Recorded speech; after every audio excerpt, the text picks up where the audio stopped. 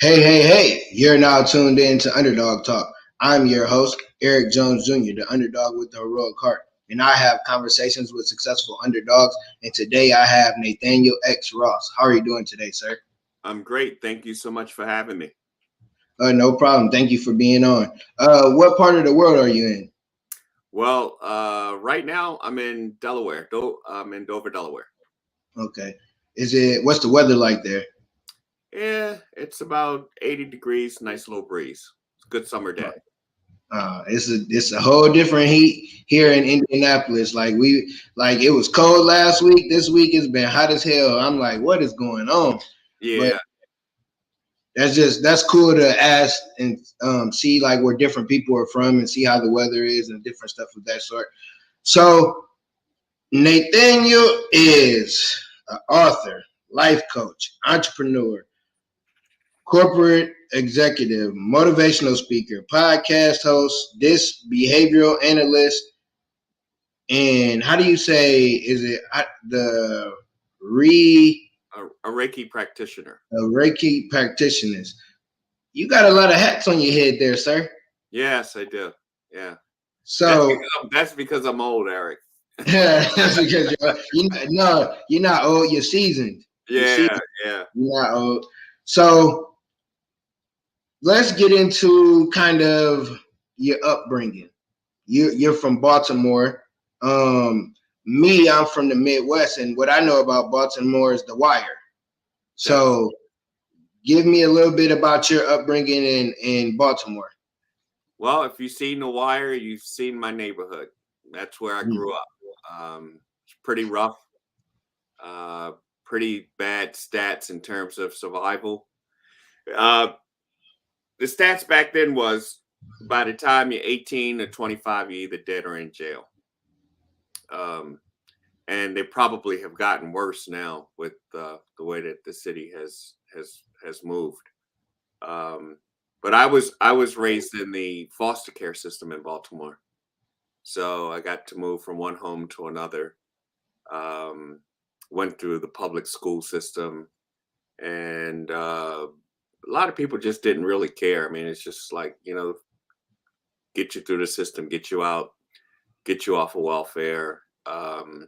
And you figure it out from there. And fortunately, I just met people in my life that helped turn it around. So I had met a gentleman, Clarence H. DeBurns, who was running for city council at the time. And that was really a pivotal moment. When I walked up and spoke with him, I asked him what he was doing, because we didn't see too many men in suits walking throughout, black men in suits, walking through the neighborhood. And he told me he was campaigning for office. And so he started talking to me a little bit. And I said, do you mind if I help you? Because I was just curious and on the streets and nothing to do.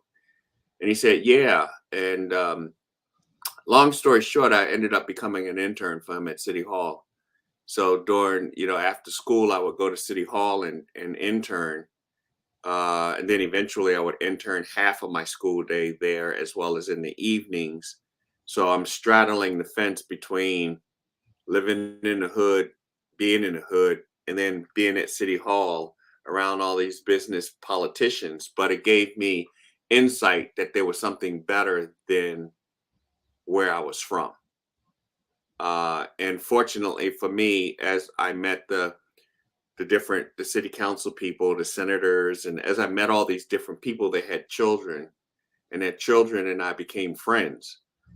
And that gave me a glimpse into a whole different world that I didn't have. Plus, when you hang out with people, they're going to elevate you, or either you're going to pull them down. And in that case, they elevated me.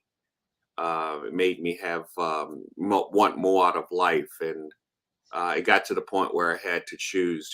Where am I going to go? Am I going to stay here, or am I going to shift over into the new world? And I chose to shift. I love it. I love that, because a lot of us are from around the way, and when you're hanging out with your homies, that's all you kind of see. You actually went after the person that had the suit. We like, what he got a suit on? He the police, you know. It's a different attitude when you see one or two people, black guys back then. Like you say, you're seasoned, but I'm, you know, under you, but just knowing the neighborhoods and stuff. But you actually went and like, let me see what this guy talking about, and then the experience and the relationships that you built changed your projective. Like I went to a summer camp, and it so happened to be an entrepreneur camp. They wasn't thinking nothing of it, but they took us to Virginia. They took us a couple places, but just being in that camp and being around people that look like me and going to experience different things, it makes you think, it is more out there than what's going on in my everyday life. So how did that relationship with your friends from the neighborhood, did it affect them, or did they were like, okay, let's see what he's doing and join you?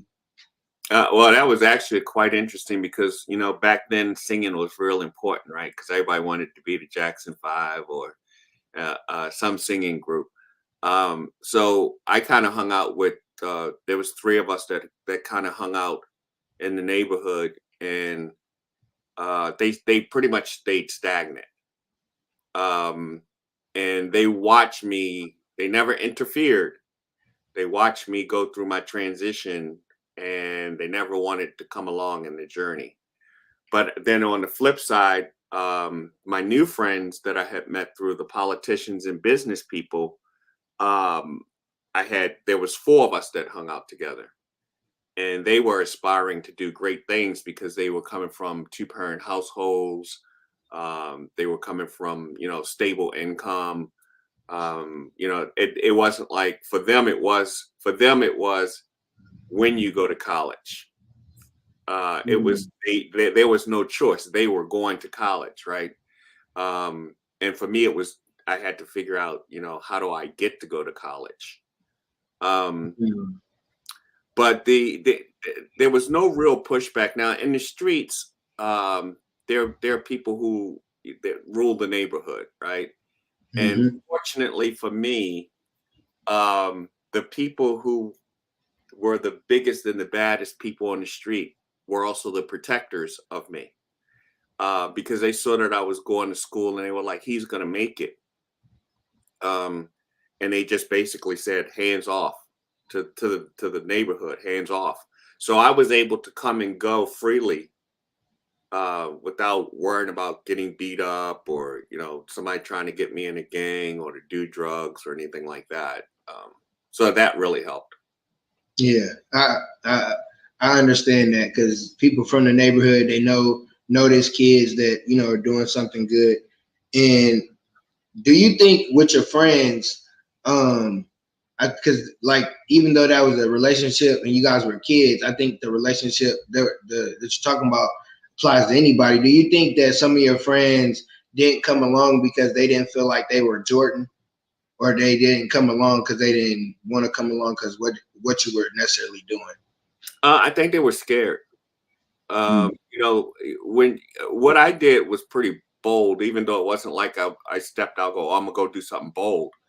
And you know, in retrospect, looking back, for me to go out of my comfort zone of leaving the neighborhood and, you know, completely leaving the hood and going and hanging out in City Hall and around business people, and that was a pretty bold move looking back.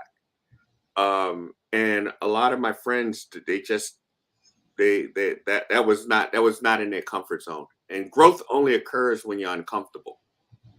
And they chose to stay comfortable. Even when I left Baltimore to go to, I left Baltimore to go to work. Oh, well, I left Baltimore to go to college, and then after college, I left college to go to Ohio to work. And I even went back to my two friends and said, "Hey, look, I'm an administrator for a college. I can get you guys housing and employment. You know, if you want to come on up, you know, better your lives." And they respectfully declined it. And it was kind of sad for me because one of them still lived in their parents' basement. And I'm like, you know, you're 20 something years old now, and you still living in mama and dad's basement, you know. when are you going to break out on your own? And I don't think he ever did. Mm. Mm. So with that, you got your new friends. They going to college. You said you went to college and then you start working. How was your college experience for you? Oh, college was off the freaking charts, man. Probably too much fun to start with. So every city councilman and the mayor gave me a letter of recommendation to get in college. So I was able to get in. I was able to get scholarship money, and to be quite transparent, I screwed it up. I got there and forgot that I was supposed to be studying. I partied a little too hard and got, they told me don't bother to come back. Your GPA is not high enough. So after another year of not being in school, I actually applied to a different school, and went back, and was more serious about getting my education. And I had a ball. Again, that was another area and I went into some opposition because people couldn't understand it. I went to a predominantly white university, and on the campus, people were cliquish, and the blacks hung out, basically isolating themselves. And for me, it was like, well, why would you isolate? I already know what black people is like. I've been born and raised and lived with that. I need to find out what the white people and the Asians and the Hispanics are like. So I was out and I was floating through all the different groups and different people. And of course, there was some backlash from the blacks that were like, how come you're being bush, you're being stush?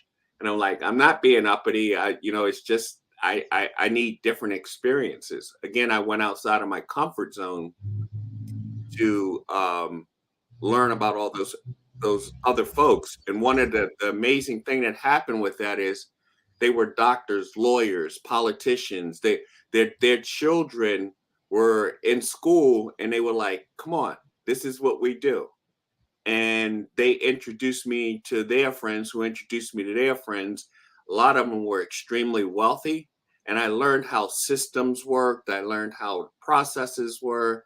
And it's like, wow, we're playing this game called life. And as blacks, we didn't even know that it was a game, let alone that there was some rules to the game. So college was a blast for me. I had a great time learning and partying. Yeah, I just had a lot of fun in party. I didn't get I went the first time and I picked the wrong major. My mom was like, no, stick to that one. Yeah, it didn't work out. And I went again and I kind of was getting good grades, but I was just hanging out. And I love what you said about talking to everybody, because as you're older, you understand like money doesn't have a color. So you can have those relationships with all those different people because you're going to learn different things. Okay, this culture has been winning for years. Let me just go over here and ask some questions and see, what they can tell me. And they're going to tell you. It's not like when you go to the black community, I don't know, but nobody want to give out how things really work. Now, now we're coming along and doing that. But I love that. Like, that's how I am. I talk to everybody. I grew up in an all-white neighborhood, but it wasn't like rich. It was like you had some people that was lower than us. We were like middle class, lower middle class. Then you had some people that had some money, but everybody was, cool for the most part. I dealt with racial stuff here and there. And then with me having a disability, just having that. So I knew how it was to be around those different people, but I know how it's like, just be yourself. And it's not like we used to say, oh, you talking white. What's talking white? It's just you talking educated. You know how to use words. It's crazy how we looked at things. And then now that we're entrepreneurs and we're doing stuff, it's like, oh, I do need to work with them. Oh, I do need to go over here and have a conversation. And we miss out on that years and years later. You actually did that in your 20s. It took me to my 30s to realize that, to go around to every culture and just be cool with everybody. So I love that you started that early, because I'm sure that helped you in the long run, because you do all these different things and you've talk to different people and you know how to, you know, have a conversation with some doctors, lawyers, and different people like that. So that's awesome that you were able to learn that at an early age. So when you got out of college, did you start straight in? You say you got a job. When did you start entrepreneurship? Well, I always did something on the side after college. So after college, I always started a side gig just to make some extra money. So I dabbled in doing a little consulting business as it related, you know, computer consulting work. Um, and this is a funny one. I actually owned a clothing boutique inside a strip club. So it was this gentleman's club. It had 250 women that worked there. And I saw an opportunity. One of my friends worked there, and I went there and with her, and we were talking, and I saw a room that was there. And I was like, who supplies all the outfits to these girls? And they were like, oh, they go here, they go there. So I ended up renting out that room and making it into like a little store and buying the clothes wholesale in New York, buying the costume jewelry, everything that they needed to do to perform on stage. So I had an instant 250 clientele right there at my fingertips. And because it was convenient for them now that they didn't have to go out and do that. So it became like a win-win-win-win because the girls bought their outfits from me and their outfits and costume jewelry. The men coming in, they were regulars. They would buy outfits for the girls. And then on the way home, they would buy something for their wives because they were feeling guilty. So it was a pretty lucrative cash business. I think I was probably bringing about 10 grand a week. But I was working in higher education as an administrator. And one of my mentors, and it was my manager as well, said to me, you're going to have to pick a life. And I chose to pick higher education, my career, over the entrepreneurship of staying in the club. And it was probably one of the smartest things I did. It was tough to give up the cash, but it was one of the smartest things I did because from there I propelled out of higher education into corporate America, into a Fortune 400 company. So to be a Black executive in a Fortune 400 company, I couldn't have that background or side gig of being affiliated or tied to a strip club. And my career just blossomed, and just blossomed, and it moved up. It just kept moving up, moving up. That's funny that I was just sitting there like, dang, you the principal and you running at the strip club. I was just thinking like a movie. That sounds like a movie, like somebody in higher education, but then you see them out in the streets or doing something. And then somebody like, man, don't you teach the kids? And it's like, yeah, but I do gotta, I gotta pay these bills. It's like people. I feel like people should understand.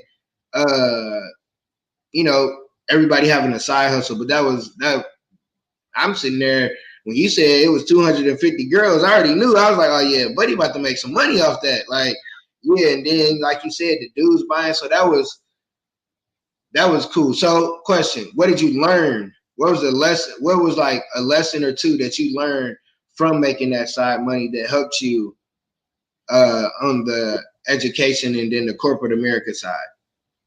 Well, I think one of the biggest lessons I learned, and one of the reasons I stopped is because all that glitter is not gold.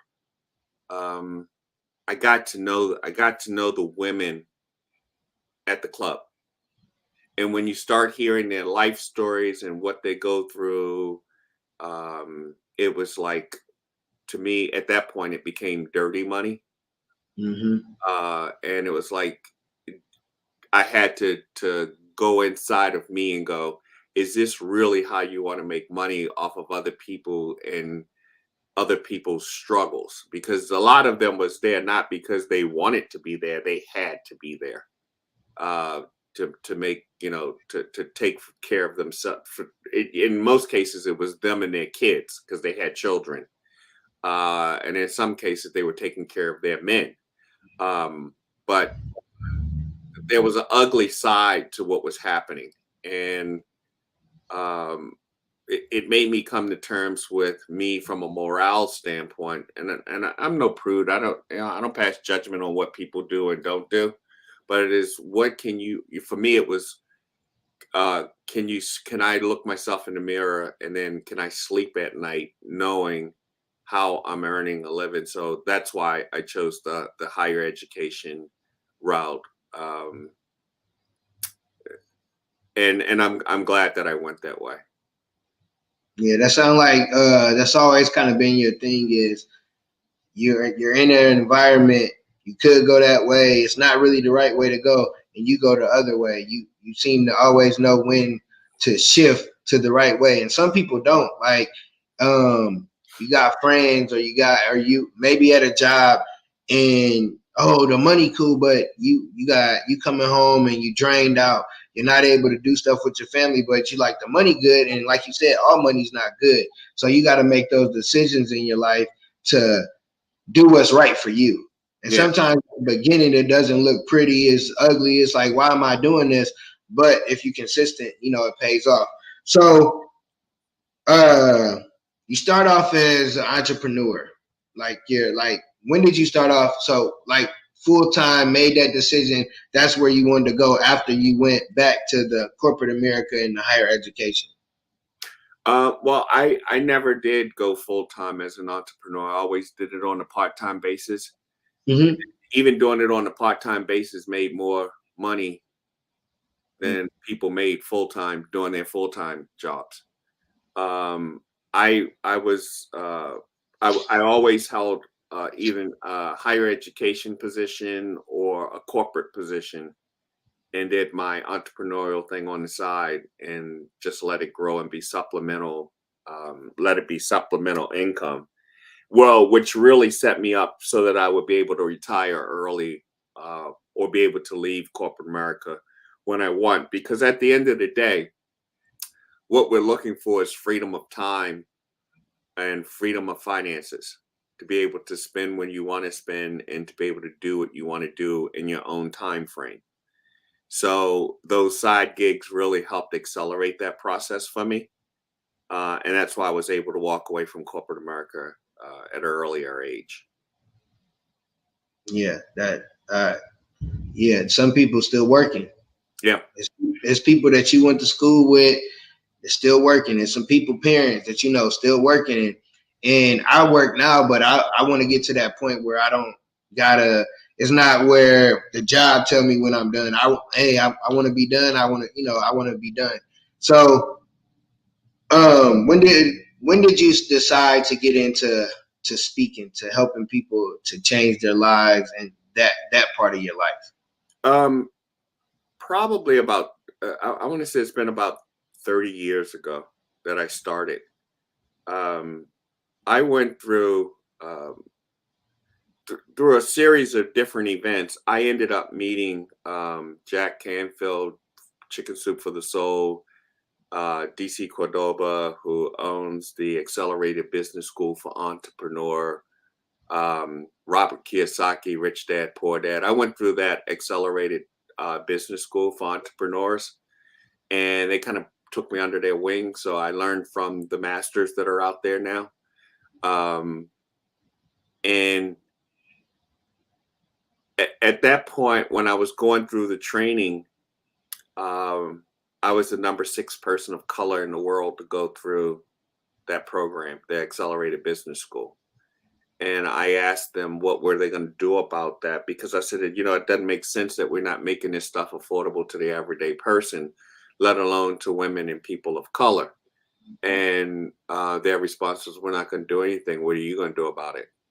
So that's kind of what propelled me into, how can I take everything that I have learned over the years, formal and informal, and put it into teachings where the everyday person can start to learn this information, and have access to it, that really can't afford to. I spent, it was, I want to say 6 to 10 grand to go get trained.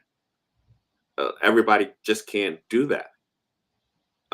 So what happens to the masses that if we don't share that information and let people learn and grow, they continue to struggle. So that's kind of what was the catalyst for me, starting to speak, going out, talking to people, going to community centers, and whoever was willing to listen and learn, I was willing to share. And that continues to today. Yeah, I like what you said. Like with the everyday person, people that are of color, like we don't realize the resources that are out there. Not saying, so like you said, most of us back then wasn't able to throw 5,000-6,000 at a program and even think to be in a program like that. Nowadays, it's more people doing that, but just taking a leap of faith of doing something different. Yeah. I like that it never was about, oh, let's do this because I'm black, or oh, black people aren't doing this, I'm not gonna do it. You just doing it because that's what you want to do. And people don't make those decisions in their life of doing stuff just because they want to do it. They want to do it because their friends, their mom, their cousins, or whatever. And I like that you like, no, I'm gonna do whatever I want to do. And it pans out for you because that's how life is. You're supposed to do what you're good at, what you want to do, and then you'll live the life that you live. And so when you did start like speaking and coaching, what was that like for you? Was it comfortable? Was it uncomfortable? Was it something you were like, okay, I can see myself doing, or was it like, I don't know if this is gonna pan out? It was very comfortable. And because it's something that I enjoy. It's who I am, in terms of sharing of information. It was, I mean, there were periods along the way where it was extremely frustrating. One of the worst things is that you know something that will benefit somebody else, and you're trying to share it with them, and they're not willing to receive it, especially if it's a family member or a friend, and you see them struggling and you got the answer and they're like, no, don't want it. That was a hard lesson for me to learn. But I eventually learned that. So, I mean, my attitude now is there's 7 billion people on the planet. I go where people want to hear what I have to say, as opposed to me trying to impose what I have to say onto anyone. Yeah. That's so true. I think a lot of people, when they start businesses and stuff, and you go talk to your friends, your family, the people that's around, you think they're going to be on board, and it's like, no, they're not. Yeah. And like you said, it's 7 billion people in the world. There's enough people in the world that's going to like whatever you do. It don't matter if it's speaking, if it's clothing, if it's building matchbox cars, whatever it is, there's going to be people that like it. So you got to do whatever's for you. So, because you got a lot of stuff, and I like the different topics that you talk about. I think this help some people. Talk about your 5 pillars. You don't have to go deep into them, but just, where it could, trigger somebody's way of thinking. Well, there's anybody that really there's an actual video that I did on the 5 pillars of success, and they can go on my website, nathanielxross.com, and give me their email address, and they'll get that video sent to them. But the 5 pillars are it's giving you tips on what successful people do, right? And I want to, just share, because a lot of people make stuff look easy. It's not easy. If it was easy, everybody would do it. So when you're reading a book, and I did a book from The American Dream, From the Streets to the Boardroom, and it talks about stuff we're talking about now and the different crossroads in my life, and It's a motivational, inspirational book to help people to move forward. But my point is, whether you read my book or whether you listen to my podcast or you read articles that I put out, that is just a snapshot of whatever that particular subject is. And a lot of people think that they can look at something like that, digest it, and they got the answers, and now they're successful. And I just want to dispel that. No, when you read a book, the book is only giving you an introduction to whatever. If you watch a video, it's only giving you an introduction. It's a lot of hard work, and you got to be willing to put in the work in order to be successful.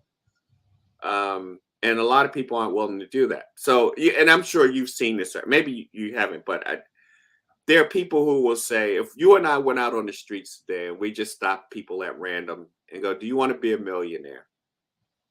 They're going to say yes. Most people will say yes. But then you have the follow-up question. Are you willing to do the work to become a millionaire? And the answer to that is no. Most people aren't willing to do the work, right? And it's the same thing from a learning standpoint. Are you willing, are you disciplined enough to learn what you got to learn in terms of self-growth and self-development? And a lot of people aren't willing to put in the work to get there. Yeah, that's true. Like, people aren't willing. I think it's because, like you said, people think it's easy. You go on social media, you see stuff, and you see the easy part. Everybody doesn't give you the real, the raw, like, stuff that really happens, which isn't everybody's business. It was just like I watched Kevin Hart, his newest stand-up, and he said his dad had passed like a week before that. Nobody knew that because it wasn't in the news or anything. So that's something that tragic happened to him. And then a week later, he's doing a stand-up because he probably already planned for that stand-up. But he understands, my dad passed, you got to deal with that. But then it's like life goes on. Sometimes people look at life a little too hard. Like, you got to kind of, like, stuff's going to happen. Things are going to happen to you, and you got to take time to figure it out, but you got to move on. You got to move forward. You got to figure it out. It's like I had surgery on my right hand. I was dominantly right-handed in high school, my junior year. So now I got to learn how to write with my left hand. I could complain and say, oh, I can't do it. But the school going to be like, okay, you don't do your work. Guess what? You're going to get up. So I had to figure it out. Life moves on. You can't, like, sit there and just be like, oh, it's hard. I don't know. Being successful is hard, and being unsuccessful is hard. You got to pick one. Yeah. Let me just comment on that, because that's part of my soapbox. Like, I am sick and tired of seeing people watch these clips on social media and then thinking that they can go out there and do what those people do. Look, those clips are years and years of hard work. In some cases, people have worked, 10, 20 years in order to give you that 30-second clip that you're watching of success or fun. And in other cases, it's just a blatant lie. So you go on the internet, you got to discern, you have to use discernment as to what's real and what's not. But anyone who is successful will tell you that it's hard. You get headaches, you get diarrhea, you cry, you get put through the ringer in becoming successful at whatever field it is that you're in. And it's lonely. But we don't show that, and we don't talk about that. But we do glamorize that, oh, well, I'm gonna take my sports car out tonight and I'm going to a 5-star restaurant. People take the picture of that and everybody go, oh, I want to live like that. But what did it take to get that car? What did it take to get to the point where you were making that kind of money? What kind of struggles did you have to go through? How long was it?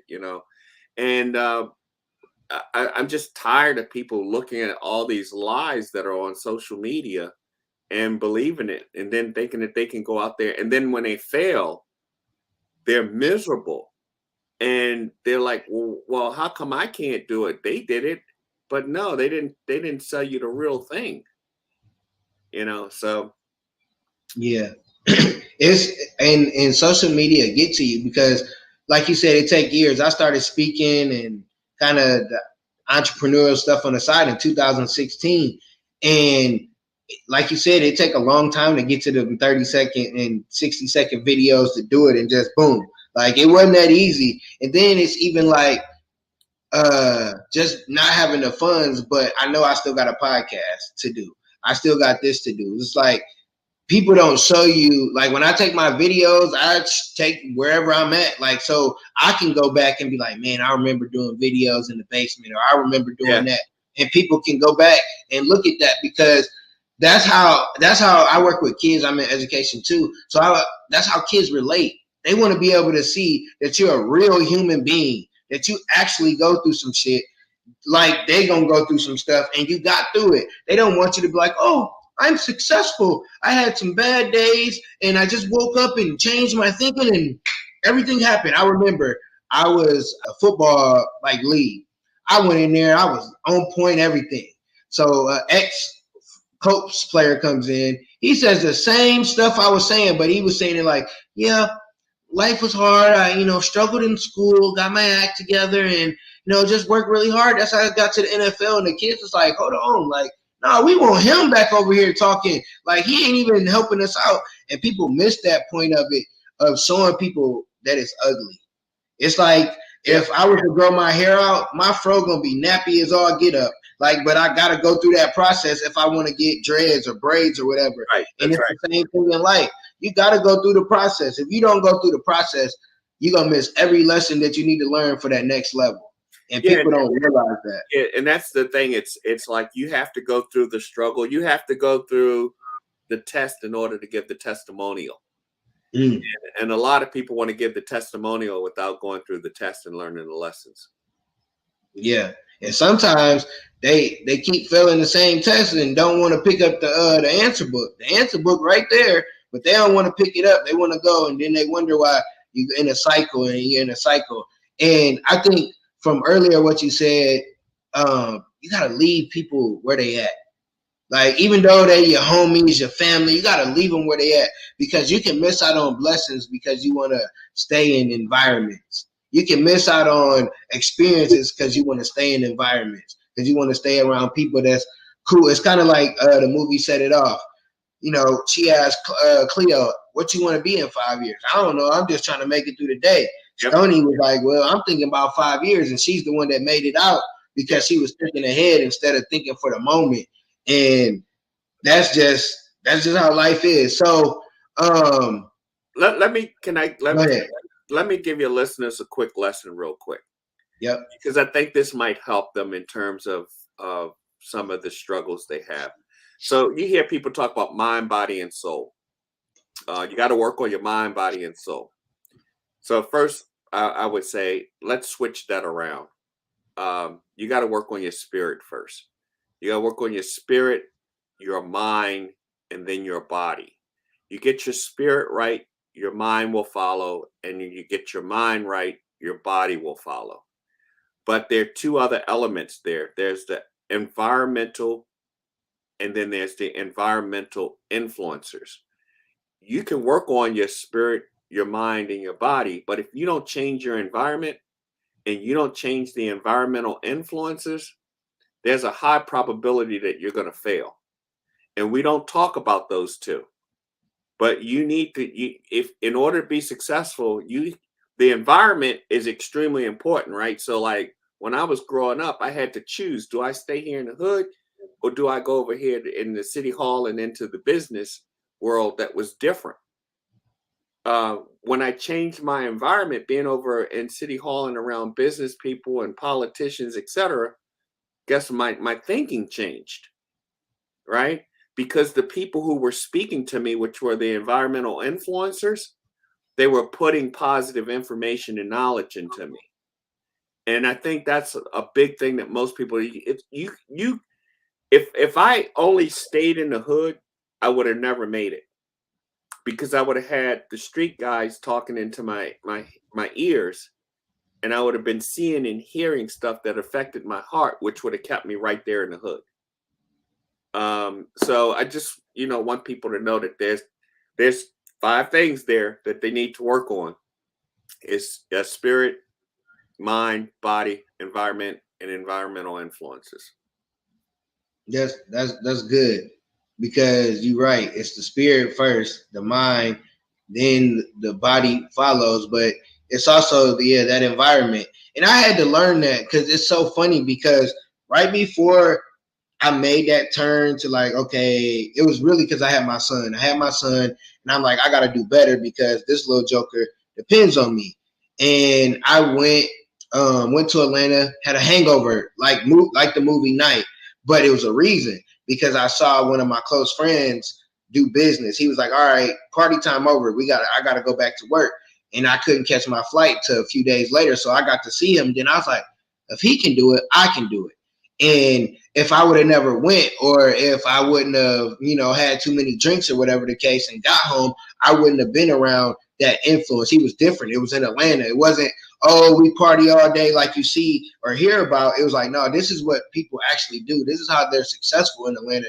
They're grinding, they're working. They have fun. But right, soon as Monday morning back, boom, he back to work. We going all over the city, getting cloths and all this stuff, because he was doing clothes.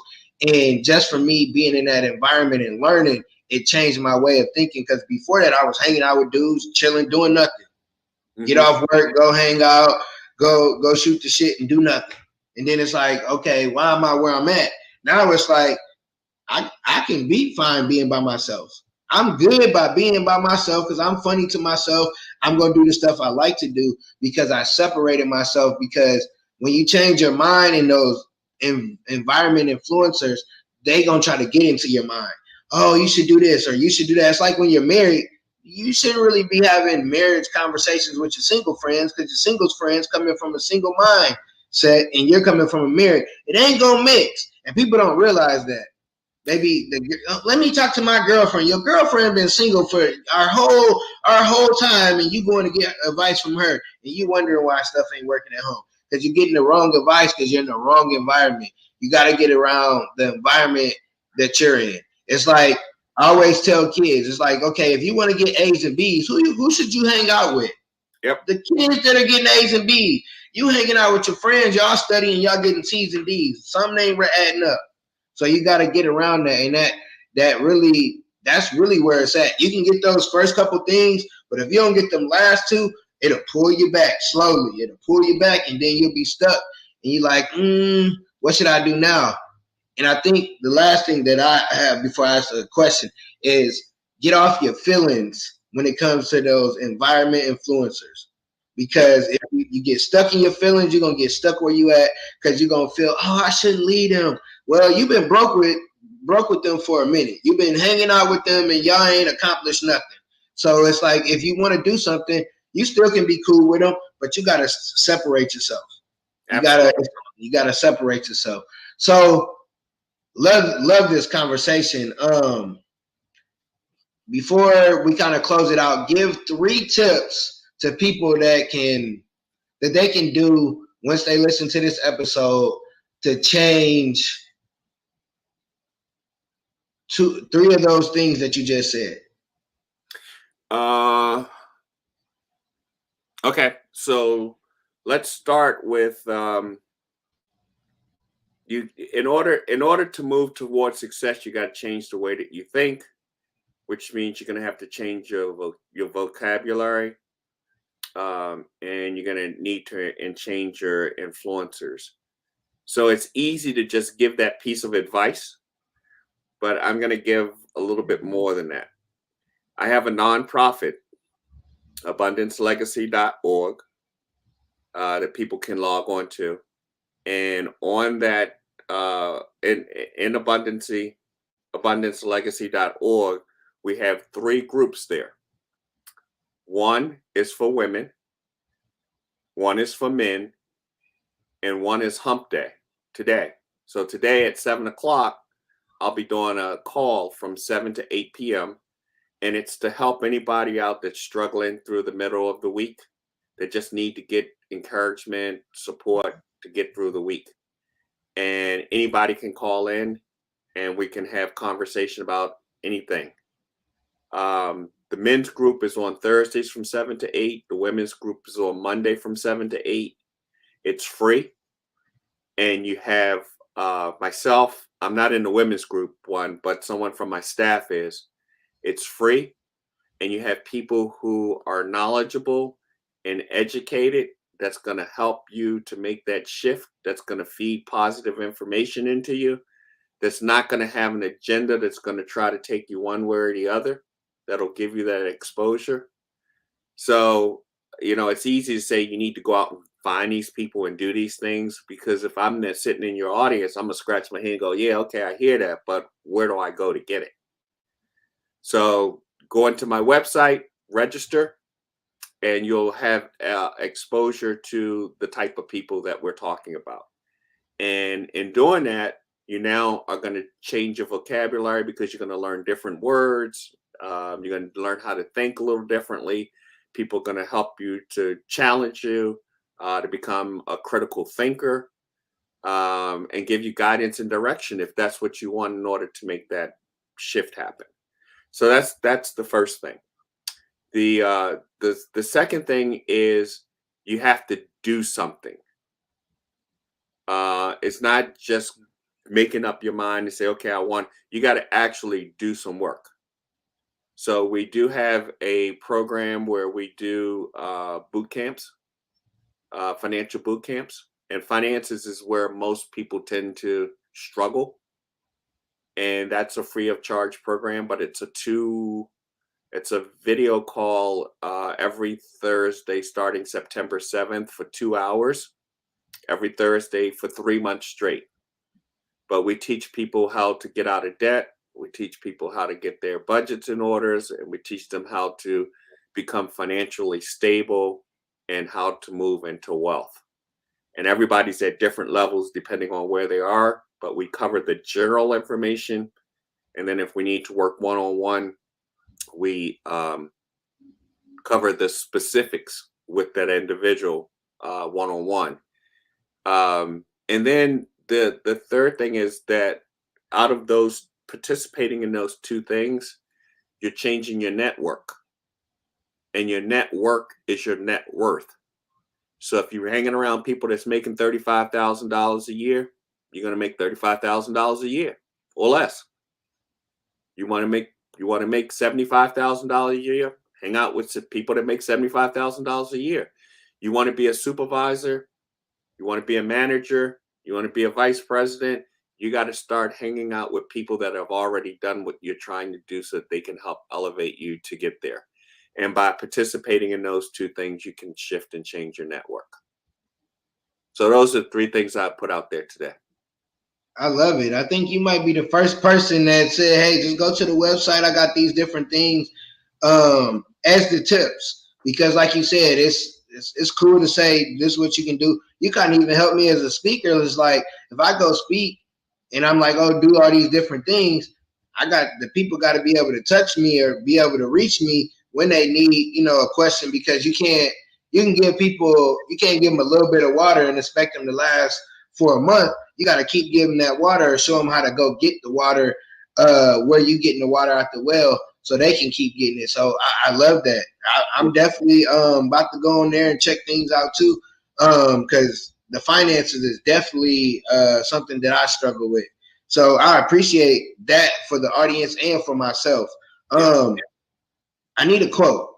It could be your quote. It could be the quote of, that you read today or something, but I need a quote for people that need to move the needle forward in their life, that want more out of life. Well, I'll use my own. Life is about choices. What's yours?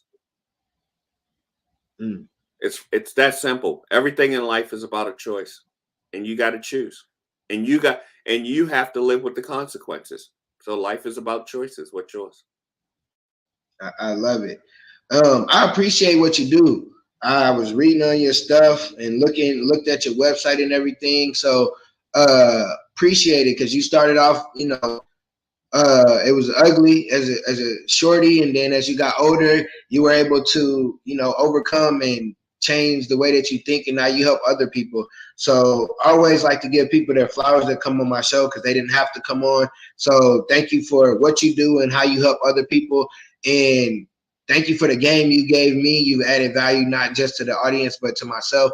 That's why I bring people on so I can learn as well. Thank you again for what you do. And tell before you give like I need to figure out how to say give a besides saying a closing word that sounds like church. But tell people how they can reach you. I think you did, but just tell them again, and then give us something to close out on. The best way to reach me is through my nonprofit, www.abundancelegacy.org. And you can email me or you can give me a call. My email is nathaniel.ross@abundancelegacy.org. I answer my own emails. I answer my own phone. For the 2 of the 3 groups, I actually participate and show up and talk with people. So you're getting it right directly from me and not some third party. So there's no excuse. When I put the nonprofit together, I put it together so that people could eliminate excuses. So each week, if you look at follow me on social media, you see I put food for thought out for people every day. The daily quotes and stuff that's going out to make people think. I follow it up with my actual weekly podcast so that people can learn Real Choices, Real Life podcast. And people can listen to me on the platform of their choice. Then the weekly calls. So there's 2 hours a week that anybody can get to me at any time. If they show up from that 7 to 8 slot, they know that they can talk to me. And like I said, I answer my own emails and phones. So the only thing that's keeping you from moving forward is you. I love it. And on that note, keep being great.